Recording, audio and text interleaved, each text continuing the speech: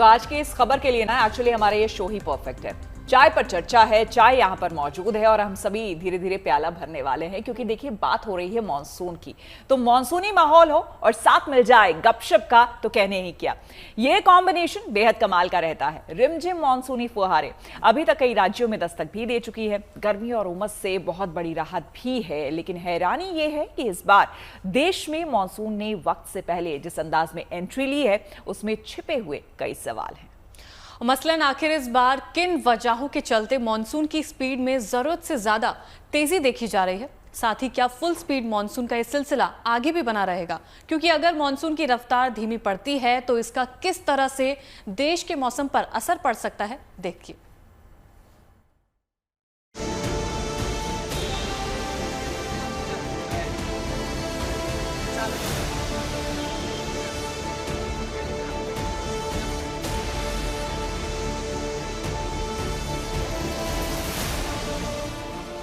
उम्मीद से पहले और उम्मीद से ज्यादा मॉनसून की दस्तक कुछ इस अंदाज में हुई है।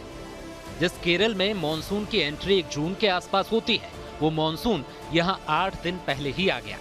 यही नहीं, उसके बाद तो मॉनसून ने ऐसी स्पीड पकड़ी कि मौसम विभाग भी दंग रह गया। फिलहाल न सिर्फ केरल बल्कि देश के दूसरे कई हिस्सों में भी सामान्य से 2 हफ्ते पहले मॉनसून का आगमन हो गया है।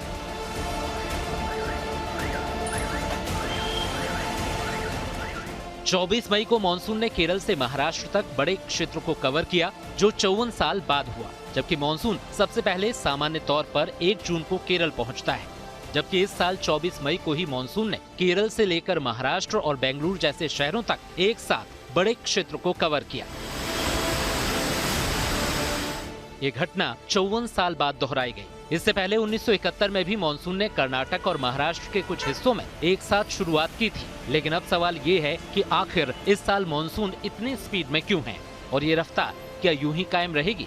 हालांकि मॉनसून का जल्दी आना और पहले ही दिन इतने बड़े क्षेत्र को ढक लेना कोई बड़ी बात नहीं है, लेकिन ये इतना सामान्य भी नहीं है।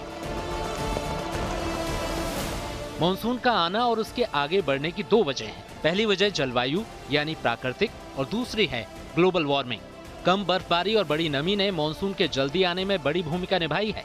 कुछ तकनीकी पहलुओं की बात करें तो मेडन जूलियन ऑसिलेशन यानी MJO, जो 30 से 60 दिन का मौसमी चक्र है, उसने भी मॉनसून को रफ्तार दी है। इसके अलावा मई में न तो अल नीनो और न ही ला नीना प्रभावी है। ये स्थिति भी मॉनसून की रफ्तार को बढ़ा रही है। यही नहीं, न्यूट्रल इंडियन ओशन डायपोल यानी IOD ने भी मॉनसून का काम आसान किया है। जितना मॉनसून का अंग है, जैसे आप हीट लो बोलिए, जो पाकिस्तान और राजस्थान के ऊपर ज़्यादा गर्मी होता है, नहीं तो तिब्बत के ऊपर जो हाई प्रेशर डेवलप होता है, वार्म हाई, नहीं तो आप जो ट्रॉपिकल ईस्टर्ली जेट डेवलप होता है सदर्न इंडिया में त्रिवेंद्रम लैटिट्यूड के आसपास, नहीं तो मास्करिन जो आइलैंड्स है सदर्न हेमिस्फीयर जो एक्टिव होता है, ये सभी जो मॉनसून एडवांस के लिए अनुकूल होना चाहिए वो सभी टाइम से पहले भी अनुकूल है। मेडन जूलियन ऑसिलेशन वो अभी बहुत एक्टिव है और इंडियन रीजन में इसका प्रभाव में आपका कन्वेक्टिव एक्टिविटी क्लाउड मध्य बढ़ रहा है। और जैसे हमने पूर्वानुमान किए थे, इस बार मानसून अच्छा ही होगा और एबव नॉर्मल रेनफॉल होने का संभावना है। और अभी शुरुआत में तो डेवलपमेंट अच्छा ही हुआ है और एक्सेस रेनफॉल हो रहा है जहाँ जहाँ मानसून अग्रसर हो चुके हैं। IMD के मुताबिक मॉनसून की शुरुआत भले ही जल्दी और तेज रही, लेकिन शुष्क हवाओं के चलते जून की शुरुआत में इसकी गति धीमी हो सकती है, जो नमी वाली मॉनसूनी हवाओं को रोक सकती है। फिलहाल तो खुश होने की बात यह है कि मॉनसून अपनी सामान्य रफ्तार से भी तेज है और आशंका इस बात की भी है कि ये रफ्तार आगे बढ़ने के साथ कहीं धीमी ना पड़ने लगे। मॉनसून आगे तेजी से तो जरूर बढ़ा है, लेकिन मौसम विभाग का साफ तौर पे कहना है कि कई सारे फैक्टर एक साथ अनुकूल हुए, इसीलिए बहुत सारे बड़े इलाके में और बहुत जल्दी मॉनसून आगे बढ़ा है। लेकिन अगले कुछ दिनों में इसमें बदलाव आने की संभावना है। कैमरामैन मदन प्रसाद के साथ कुमार कुणाल, दिल्ली। चलिए, जो हम अभी चर्चा कर रहे थे वो जरा दर्शकों को भी सुना देते हैं। बारिश वाला गाना। गुंजन, देखो मेरा तो एक गुंजन से गाना गवा रही हूँ, डांट रही हूँ। नहीं, वो बारिश वाला गाना। अच्छा ठीक है, तो सब लोग गाएंगे मेरे साथ में रिमझिम गिरे सावन। गुंजन, हम आपकी आवाज के साथ नहीं गा सकते। हम साथ तो नहीं सकते, हम हमिंग करेंगे। अच्छा ठीक है। गिर सावन सुलग सुलग जाए मन, भीगे आज इस मौसम में लगी कैसी है अगन, रिम झिम गिर सावन।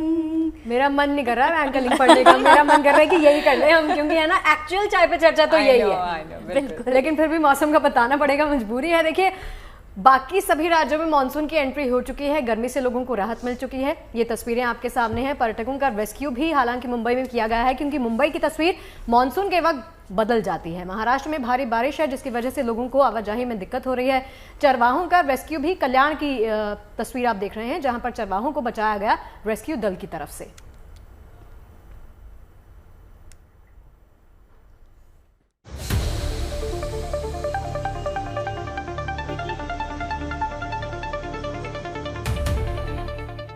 कहानी फिल्मी है लेकिन पूरी तरह सच्ची है। ये कहानी है जाबाज बाप और बेटे की, जिन्होंने अपनी जान की परवाह न करते हुए उफनती नदी के बीच फंसे 3 चरवाहों की जान बचाई। महाराष्ट्र के कल्याण के मोहली गांव के पास उल्हास नदी में इन दिनों बाढ़ आई हुई है।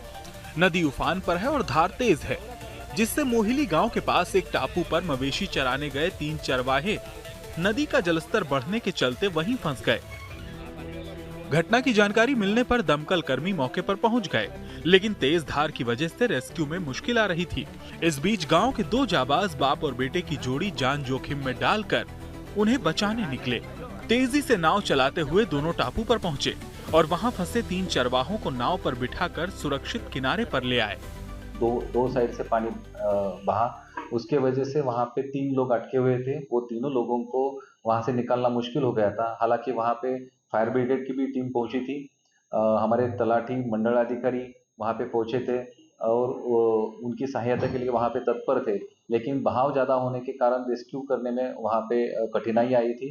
उस समय पे गांव में रहने वाले गुरुनाथ पवार और रोहन पवार, ये 2 लोगों, ये दोनों पिता पुत्र हैं। इन्होंने वहां पे अपनी जान की बाजी लगा के वो तट पार करके वहां पे गए और वो तीनों लोगों को उन्होंने वहां से उठाया और फिर तट पे सुरक्षित लाके छोड़ा है। रोहन पवार और उनके पिता गुरुनाथ पवार की इस बहादुरी के लिए प्रशासन ने हौसला अफजाई की और उन्हें सम्मानित किया। हम लोग का ये सम्मान इस सिलसिले में किया कि हम लोग ने आज पानी के बढ़ने की वजह से 3 जन नदी के वो साइड अड़क गए थे, वो लोग को हम लोग ने बचाया। वैसे ये पहली बार नहीं जब गुरुनाथ पवार ने साहस का परिचय दिया। प्रशासन ने बताया कि 26 जुलाई 2005 को भी ऐसे ही कई लोग बाढ़ में फंस गए थे। तब उन्होंने 30 से ज्यादा लोगों की जान बचाई थी। नवी मुंबई में भी रेस्क्यू की ऐसी ही एक घटना को अंजाम दिया गया और खारघर के पहाड़ों में घूमने गए 5 लोगों की जान बचाई गई। घटना खारघर गोल्फ कोर्स के पीछे पहाड़ पर हुई, जहां सायन कोलीवाड़ा के रहने वाले 5 लड़के खारघर के पहाड़ों पर घूमने गए थे। भारी बारिश से झरने का बहाव तेज हो जाने की वजह से ये सभी लोग वहां फंस गए। घटना की सूचना मिलने पर खारघर फायर ब्रिगेड के कर्मचारी वहां पहुंचे और रस्सी की मदद से सभी 5 लड़कों का सफल रेस्क्यू किया। अभिजीत करांडे के साथ bureau report, good news today.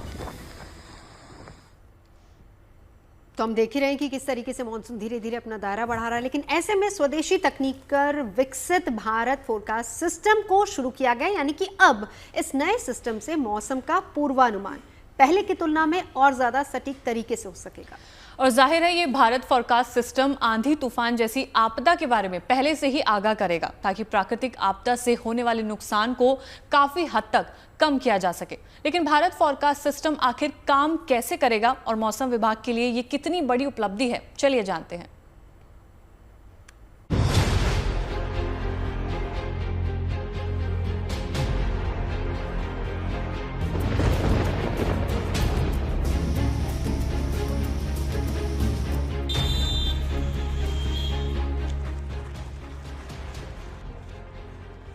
अब मौसम के मिजाज को परखना और भी ज्यादा आसान होने वाला है।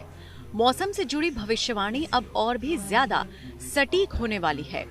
सटीक जानकारी से बाढ़, बारिश और तूफान जैसे हालात से निपटना और भी आसान होगा। और ये सब होगा देश में तैयार किए गए BFS यानी भारत फोरकास्ट सिस्टम से। ये भारत के लिए गर्व का विषय है क्योंकि इतना एक्यूरेट मॉडल और इतना बिल्कुल डिटेल मॉडल पहली बार कहा जा रहा है कि ग्लोबल लेवल पर आया है। एक दिन पहले सोमवार को दिल्ली में इस नए मौसम पूर्वानुमान प्रणाली का उद्घाटन किया गया। भारत FS अर्थात भारत फोरकास्ट सिस्टम जो पूरी तरह इंडिजिनस है, जो पूरी तरह यहीं पर विकसित किया गया और जिसको विकसित करने वाली टोली में हमारी 5 श्रेष्ठ प्रमुख महिला वैज्ञानिक हैं। तो जिस प्रकार से हमारे भिन्न भिन्न विज्ञान के मंत्रालयों में महिलाओं ने आगे बढ़कर के लीड लेना शुरू किया है, द वुमेन लेड प्रोजेक्ट्स है हमारे, चाहे अंतरिक्ष में है चाहे बायोटेक्नोलॉजी में, उसका दृश्य आज आपको मौसम विभाग में भी देखने को मिल रहा है। BFS बता सकता है कि 6 किलोमीटर के दायरे में मौसम कैसा रहने वाला है, क्योंकि इसका रेजोल्यूशन 6 किलोमीटर है, जो पहले इस्तेमाल हो रहे 12 किलोमीटर के ग्लोबल फोरकास्ट सिस्टम से दोगुना बेहतर है। भारत 6 किलोमीटर का रेजोल्यूशन का पूर्वानुमान सिस्टम डेवलप करने वाला पहला देश है। मतलब ये हुआ कि हम इस नई तकनीक से ग्राम पंचायत के दायरे में आने वाले गांव तक के मौसम का हाल बता सकते हैं। भारत फोरकास्ट सिस्टम को IITM पुणे की महिला वैज्ञानिकों ने बनाया है।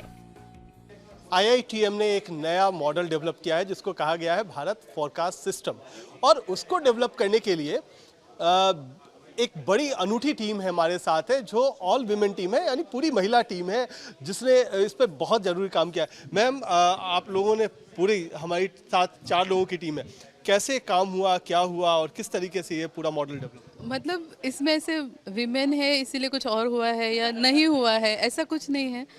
सब लोग कर सकते हैं, मतलब लोग कर सकते तो विमेन भी कर सकती है, ऐसा कुछ अलग बात नहीं है। भारत विश्व का एकमात्र ऐसा देश बन गया है जो 6 किलोमीटर रेजोल्यूशन के साथ एक वैश्विक मौसम पूर्वानुमान मॉडल का संचालन करता है। इसे बनाने में पहली बार AI और लर्निंग मशीन का इस्तेमाल हुआ है। दुनिया भर के वैज्ञानिक इसका डेटा इस्तेमाल कर सकेंगे, लेकिन इसका सबसे बड़ा फायदा ये होगा कि मौसम के पूर्वानुमान में 10 की जगह सिर्फ 4 घंटे लगेंगे। साथ ही इस नए सिस्टम से बारिश और तूफान की सटीक जानकारी मिलेगी, जिससे खेती में कम नुकसान होगा। भारी बारिश और बाढ़ की चेतावनी का पहले से पता चलने पर बांध, नदियों का प्रवाह नियंत्रित किया जा सकेगा। इसके अलावा जलभराव, प्रदूषण से निपटना भी आसान हो जाएगा। साथ ही समुद्री तूफान की दिशा और तीव्रता का बेहतर आकलन लग पाएगा। सबसे अहम बात यह है कि छोटे इलाकों को भी मौसम की सटीक जानकारी मिल पाएगी। इस परियोजना में इसरो का भी सहयोग शामिल है, जो उपग्रहों से मौसम संबंधित डेटा मुहैया करवाएगा। कुमार कुणाल के साथ bureau report, good news today. चलिए बढ़ते हैं अगली खबर की ओर। आपको बता दें कि ऑपरेशन सिंदूर के बाद प्रधानमंत्री मोदी गुजरात दौरे पर हैं। आज उन्होंने गांधीनगर में एक रोड शो किया। इस दौरान हर तरफ तिरंगा छाया रहा। करीब 1.5 किलोमीटर लंबा ये रोड शो राजभवन से शुरू होकर महात्मा मंदिर तक गया, जिसमें हजारों लोग शामिल हुए। लोग सड़कों के किनारे खड़े होकर मोदी मोदी और भारत माता की जय के नारे लगाते नजर आए। इस दौरान प्रधानमंत्री मोदी का ब्रह्मोस मिसाइल और राफेल जेट के डमी मॉडल के साथ स्वागत किया गया। यही नहीं, गांधीनगर से प्रधानमंत्री मोदी ने बायोडायवर्सिटी पार्क समेत कई योजनाओं का भी शुभारंभ किया। आज तक जिसे हमें प्रॉक्सी वॉर कहते थे,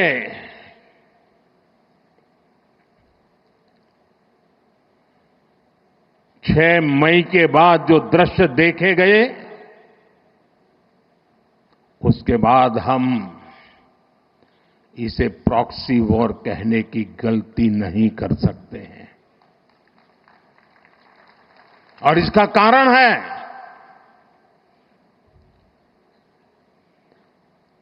जब आतंकवाद के 9 ठिकाने तय करके 22 मिनट में, साथियों 22 मिनट में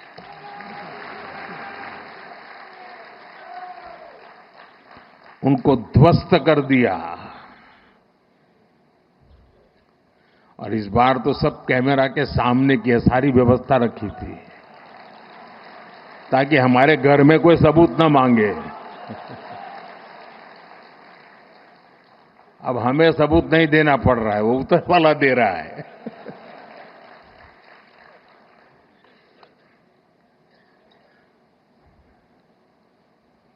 और मैं इसलिए कहता हूं अब ये प्रॉक्सी वॉर नहीं कह सकते इसको,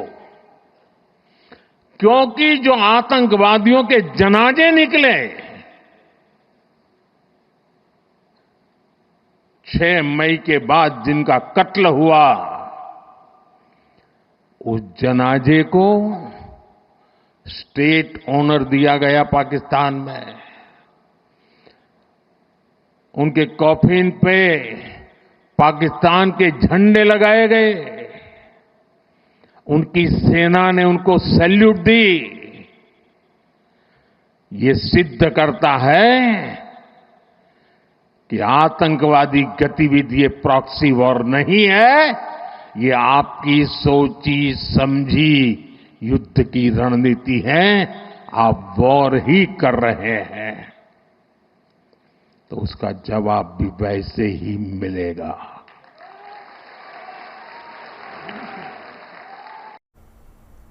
ऑपरेशन सिंदूर में सीमा पर नारी शक्ति का भी शौर्य और पराक्रम भी देश ने देखा है। जवानों ने साथ कदम से कदम मिलाकर महिला कमांडो भी देश की हिफाजत में जुटी रही और सीमा पर दुश्मनों की हर नापाक हरकत का मुंहतोड़ जवाब दिया।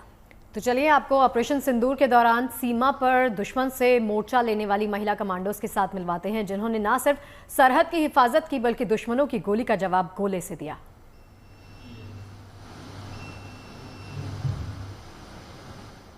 जैसे उनका हमारे ऊपर आदेश था कि जब वो फायर करे हम पे तो हम भी फायर डाले, तो मुंह तर जवाब दिया है, तो पीछे हटने में वो मजबूर हो गए थे। वहाँ से भाग गए पाकिस्तानी रेंजर? जी सर, भाग गए थे। जी आप बताइए मुझे, आप भी सीमा पर ही तैनात? जी सर। किस प्रकार की वहाँ चुनौती थी उस समय? सर जैसे इधर माहौल खराब हो गया था, उन्होंने उधर हमारे सामने ओपी है उनका, वो आना इधर बंद कर दिए थे। जैसे उधर से फायर आया, हमने भी फायर खोल दिया। दोनों के बीच लगातार फायरिंग होती रही सर, आधा घंटे तक लगातार फायरिंग होती रही। उनका जब हौसला डाउन हुआ तो उन्होंने फायर रोक दिया। हमने देखा कि उन्होंने अपना फायर बंद कर दिया है तो हमने भी अपना फायर रोक दिया और इस तरह हमने अपने और अपने साथियों की बचा लिया। जी आप मुझे बताइए।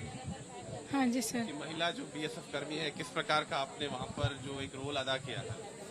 फायर आए थे सर, तो हमने फायर का जवाब फायर से दिया। फिर फायर का जैसे उनका फायर आ रहा था तो हम भी फायर कर रहे थे, तो उसके बाद जैसे उनका फायर बंद हो गया तो हम भी थोड़ा मतलब वो शांत हुए तो हम भी शांत हो गए। उन्होंने जो दुस्साहस किया उसका मुंहतोड़ जवाब आप लोगों ने? हाँ जी सर। तो आपने सुना किस तरीके से बीएसएफ की ये जो महिला जवान है ये बता रही थी कि कैसे मुंहतोड़ जवाब दिया गया। ऑपरेशन सिंदूर के दौरान सफलता मिली है और सफलता से तिलमिलाए पाकिस्तान ने जम्मू कश्मीर में सीमा पार ताबड़तोड़ फायरिंग की थी, लेकिन सरहद के प्रहरियों ने दुश्मन की हर नापाक चाल का जवाब दिया और इस संघर्ष के दौरान 2 बीएसएफ जवान भी शहीद हुए, जिनकी याद और सम्मान में 2 एलओसी चौकियों का नाम रखा जाएगा। देखिए, इसके अलावा जम्मू के सांबा सेक्टर में एक पोस्ट का नाम सिंदूर रखने का बीएसएफ की ओर से प्रस्ताव रखा गया। बीएसएफ की ओर से प्रेस कॉन्फ्रेंस में ये तमाम जानकारियां शेयर की गई। हमारे जो 2 बहादुर सीमा प्रहरी शहीद हुए हैं, तो उनकी याद में हम अपनी 2 सीमा चौकियों का नाम उनकी याद में रखेंगे। इसके साथ साथ सांबा क्षेत्र में हमारी एक सीमा चौकी का नाम हम सिंदूर रखने का प्रस्ताव हमारे बल मुख्यालय और सरकार को भी भेजेंगे। इस पूरे घटनाक्रम में साथियों, बीएसएफ तो प्रथम पंक्ति पे मौजूद ही थी, और लेकिन हमें भारतीय सेना का भी पूरा सहयोग मिला। इसके साथ साथ बीएसएफ के द्वारा सिविल एडमिनिस्ट्रेशन के साथ, जम्मू कश्मीर पुलिस के साथ भी और इंटेलिजेंस एजेंसीज के साथ भी समन्वय बना के रखा गया, और उसी का ये एक परिणाम है कि जम्मू की इस बॉर्डर बेल्ट में किसी भी प्रकार का सिविलियन नुकसान नहीं हुआ। आपको बता दें कि ऑपरेशन सिंदूर के बाद भारतीय सेना एक्शन मोड में है, लेकिन इस बार जंग के मोर्चे पर नहीं बल्कि शांति और सुरक्षा के मोर्चे पर। भारतीय सेना गुरेज घाटी में खैरियत पेट्रोल अभियान चलाकर लोगों का हालचाल ले रही है। बिल्कुल, इंडियन आर्मी लोगों के अंदर सुरक्षा का भाव भर रही है। जरूरतमंदों की हर मुमकिन मदद की जा रही है। सेना की इस पहल की स्थानीय लोग भी खूब तारीफ कर रहे हैं, उनका शुक्रिया अदा कर रहे हैं।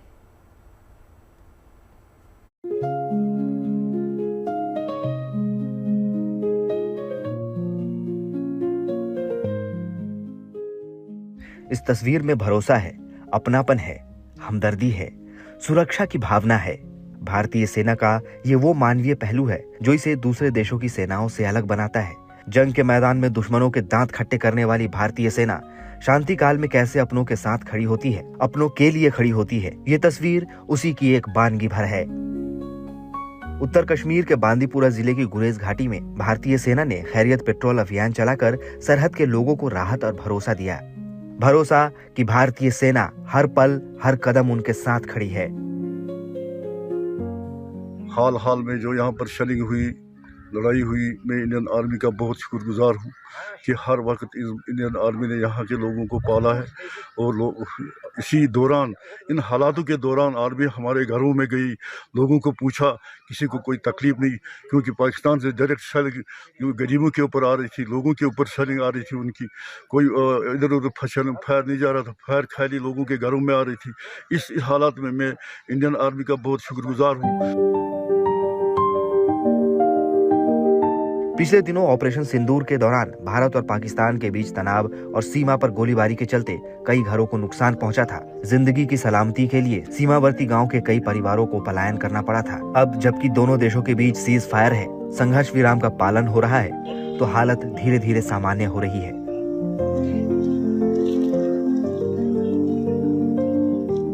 इसी के तहत बगटोर में तैनात भारतीय सेना के राणा बटालियन ने खैरियत पेट्रोल अभियान के तहत घर घर जाकर लोगों का हालचाल जाना, बच्चों को प्यार बांटा, बड़े बुजुर्गों को गले लगाया और जरूरतमंदों को मदद पहुंचाई। गुरेज में इस वक्त लोग बिल्कुल खुशी खुशी से अपने काम कर रहे हैं, क्यों ना करें, क्योंकि यहाँ पे यही 6 महीने हैं और पिछले कई सालों से यहाँ पे इंडियन आर्मी का एक अच्छा इनिशिएटिव वो खैरियत पेट्रोल कर रहे हैं। आज भी उन्होंने एक खैरियत पेट्रोल किया, गांव में गए, लोगों को यही आश्वासन दिलाया कि हम आपके साथ हैं, आपको कोई भी काम, कोई भी परेशानी हो, हम आपके साथ हैं, जिसके लिए यहाँ की आवाम ने इंडियन आर्मी का तहे दिल से शुक्रिया अदा करते हैं।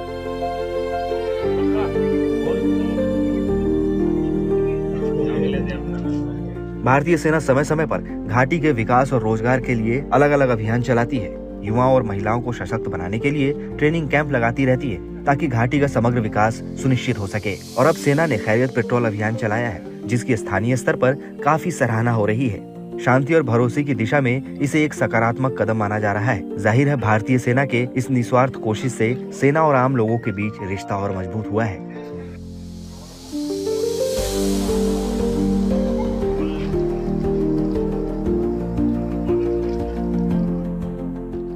गुरेज से मीर फरीद के साथ bureau report, good news today. देखिए, आज दो महापर्व है। आज बड़ा मंगल भी है और शनि जयंती भी है। आपको बता दें कि यानी एक ही दिन 2 महापर्व आए हुए हैं। शनि जयंती पर देश भर के मंदिरों में भगवान शनिदेव की पूजा हो रही है। महाकाल की नगरी उज्जैन में शनिदेव का सरसों के तेल से अभिषेक किया गया, जबकि राजस्थान के पाली में सुबह से भगवान शनिदेव की पूजा अर्चना के लिए भक्तों के पहुंचने का सिलसिला जारी है। वहीं दिल्ली के पास नोएडा में भी शनि जयंती पर कई कार्यक्रम आयोजित किए गए। दूसरी तरफ बड़ा मंगल पर अयोध्या से लेकर प्रयागराज तक खूब रौनक है। रामलला के दर्शन को पहुंच रहे भक्त हनुमानगढ़ी में वीर बजरंगी के दर्शन के लिए पहुंच रहे हैं। ज्येष्ठ महीने का ये तीसरा मंगलवार है और इसे बड़ा मंगल यानी कि बुढ़वा मंगल भी कहा जाता है। प्रयागराज में लेटे हुए हनुमान मंदिर के दीदार के लिए दूर दूर से भक्त पहुंच रहे हैं, जबकि प्रयागराज में अखंड हनुमान चालीसा पाठ भी जारी है। हर तरफ जय बजरंगबली के जयकारे गूंज रहे हैं।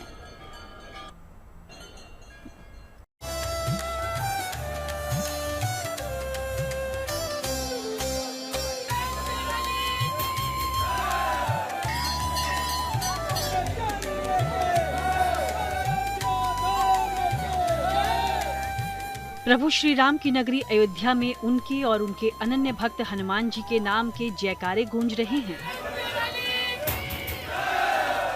ज्येष्ठ मास में हनुमान जी की पूजा अर्चना का विशेष महत्व रहा है और आज इस मास का तीसरा मंगलवार है, जिसे बड़ा मंगल या बुढ़वा मंगल कहा जाता है। इसी के चलते हनुमानगढ़ी मंदिर में श्रद्धालुओं का तांता लगा हुआ है। तीसरा बड़ा मंगल होने के चलते यहाँ देर रात से ही श्रद्धालुओं की लाइन लग गई और सुबह से भक्त हनुमान जी का दर्शन पूजन कर धन्य हो रहे हैं। यहाँ पे आप हमारे पीछे देख रहे हैं जो भीड़ है, श्रद्धालु यहाँ लगातार दर्शन कर रहे हैं। जो विराजमान है बजरंग बली, उनके चरणों में अरदास लगा रहे हैं। लगातार यहाँ आप लाइन की कतारें देख रहे हैं। आज तीसरा और इसके बाद 2 और मंगल होगा। महत्व क्या है ये जेठ मंगल की? जेठ मंगल में हनुमान जी महाराज का जेठ महीना जो बड़ा मंगल के नाम से जाने जाता है, इसका ज्यादा महत्व दिया जाता है। अच्छा, लोग यहाँ पे कब से खड़े हैं, कितनी देर से यहाँ पे दर्शन? इसमें तो अभी घंटों लग रहा है इनको दर्शन करने में, घंटों लग जा रहा है दर्शन करने में, इतना बड़ा भीड़ है। बड़ा मंगल होने के कारण बड़ी संख्या में श्रद्धालु मंदिर पहुंच रहे हैं। ऐसे में उनकी सुख सुविधा और सुरक्षा का भी विशेष ख्याल रखा गया है और इन सब के बीच भक्तों को हनुमान जी के दर्शन का सौभाग्य भी प्राप्त हो रहा है। ज्येष्ठ माह के सभी मंगलवार को बड़ा मंगल या बुढ़वा मंगल कहते हैं। इस दिन विशेष रूप से भगवान हनुमान जी के वृद्ध रूप की पूजा होती है। मान्यता है कि इस दिन बजरंग बली की उपासना करने, उपवास रखने से भक्तों की सभी मनोकामनाएं पूरी होती हैं। सभी तरह के दुख कष्ट दूर होते हैं और घर में सुख समृद्धि का वास होता है। धार्मिक मान्यता के अनुसार ज्येष्ठ के महीने में ही त्रेता युग में भगवान राम की मुलाकात हनुमान जी से हुई थी। इसलिए इस महीने के हर मंगलवार को बड़ा मंगल के नाम से जाना गया है। इस दिन अयोध्या के हनुमानगढ़ी समेत देश भर के हनुमान मंदिरों में बड़ी संख्या में भक्त उमड़ते हैं और दर्शन पूजन कर हनुमान जी का आशीर्वाद पाते हैं। अयोध्या से मयंक शुक्ला के साथ bureau report, good news today. और बड़ा मंगल के साथ आज शनि जयंती का भी शुभ संयोग बन रहा है, तो ऐसे में नोएडा के शनि मंदिर में आज एक विशेष यज्ञ भी किया गया। मंदिर में सुबह से कैसी हलचल रही, क्या है पूजा का विधान, मंदिर समिति से जुड़े लोग और श्रद्धालुओं से बात की हमारे सहयोगी मनीष चौरसिया ने।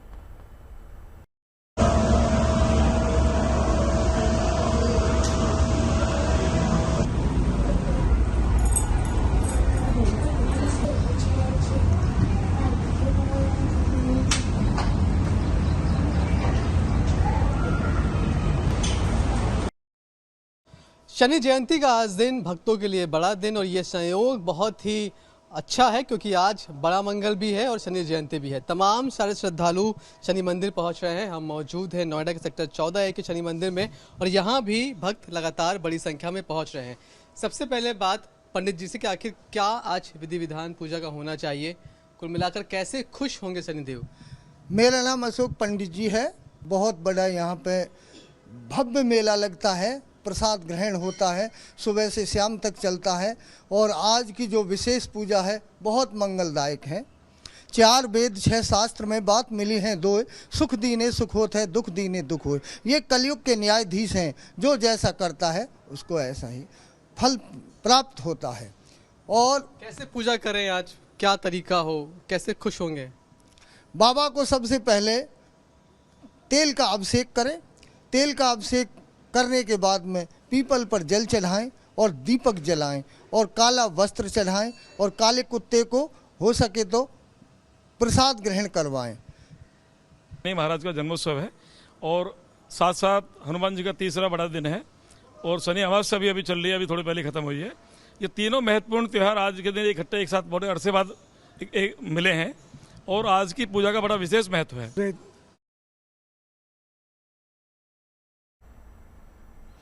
जंगल के हाथियों इंसानी संघर्ष को रोकने के लिए वन विभाग अब हाईटेक कवायद करने में जुट गया है। दार्जिलिंग के कुर्सियांग में हाथियों पर नजर रखने के लिए सीसीटीवी कैमरा भी लगाए गए हैं।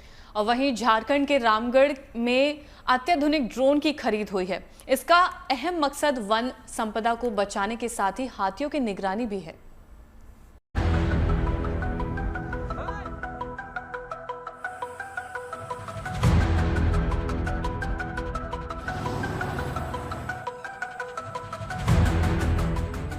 हरे भरे जंगलों के बीच हाथियों का झुंड। कई बार ये हाथी परेशानी का सबब भी बन जाते हैं। जंगल से निकलकर कभी रेलवे ट्रैक तो कभी हाईवे पर, तो कभी रिहायशी इलाकों में पहुंचकर हाथी फसलों के साथ ही घर और बाकी सामानों को भी नुकसान पहुंचाते हैं। इस दौरान कभी खुद इनकी जान भी खतरे में पड़ जाती है। अब इन सब से निपटने के लिए वन विभाग हाईटेक तकनीक की मदद ले रहा है।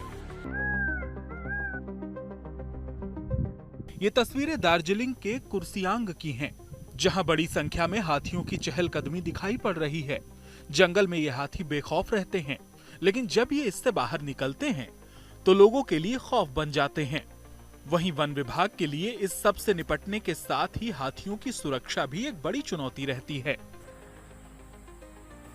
आप जंगल में पेड़ों पर इंस्टॉल इन सीसीटीवी कैमरों को जो देख रहे हैं, दरअसल ये हाथियों के उत्पात से बचाने के साथ ही इनकी सुरक्षा के लिए ही लगाए गए हैं, ताकि इनकी मूवमेंट पर हर समय नजर रखी जा सके और फिर उसके हिसाब से कदम उठाते हुए किसी भी तरह की परेशानी से बचा जा सके।